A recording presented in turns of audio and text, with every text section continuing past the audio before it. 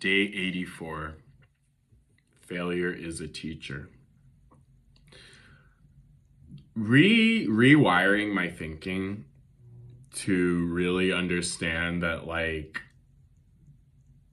there's no such thing as failing. You either win or you learn something. That was something really difficult for me to get down, coming from a perfectionist, coming from the academic mindset, especially because I started, for all intents and purposes, my first business. I came straight out of academia. I was smack dab in the middle of getting my degree. And when you come from the academic mindset, we're so used to being graded and then having the 2 midterms and a final exam being our entire grade. So any tiny little mistake that you make that you're not a perfectionist, you get lashed for. You learn to be a perfectionist and to not make mistakes. And the truth is that that's not how the real world works. Actually, it's quite the opposite. You need to fail. You need to get out there and make mistakes. And for me personally, that's why I could never do something in the super medical or super technical, super research field, because I'm not good with super precise precision and accuracy. That's not who I am. There are people who are better than that. Anyway, bringing this back to the business sense, perhaps, or how this relates to running a successful small business.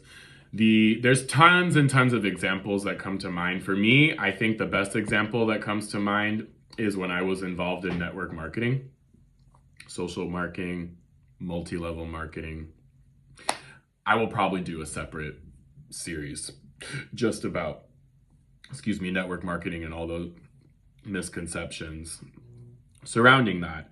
But what I'm getting at is that for many people who are in network marketing, it's the first time they've ever run a business.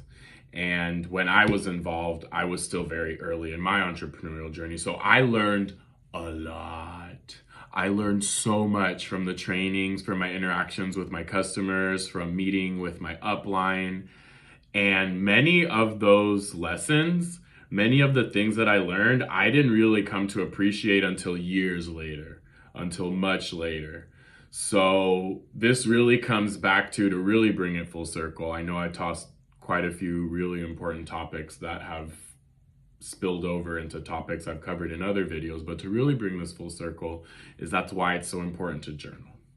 Again, not only because you're keeping track, but when you go back and you see your growth, that's the best way to learn. You're going to learn from your mistakes, and you're going to learn from doing things better the second time. So restructure and rewire your thinking around failures, and recognize that sometimes it may even take more than 365 days for you to see the benefit of that lesson, or even to see what the lesson was at all. So again, failure is a teacher.